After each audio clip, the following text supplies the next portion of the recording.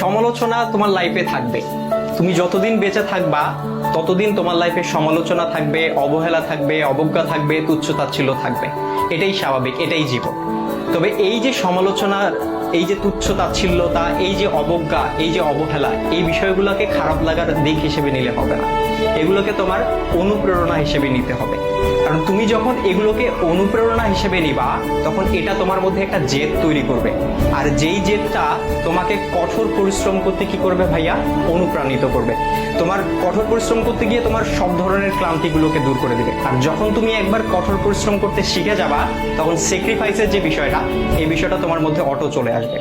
সুতরাং এই যে, আর সবকিছুর সাথে যদি বলো যে এই যে সমালোচনা, এই সমালোচনার পাশাপাশি জেদ, কঠোর পরিশ্রম, স্যাক্রিফাইস, আর এগুলোর সাথে যখন মেধার সংমিশ্রণ ঘটবে, তখনই তোমার স্বপ্নগুলো পূরণ হবে। সুতরাং সমালোচনাকারীর এই যে সমালোচনা, এই যে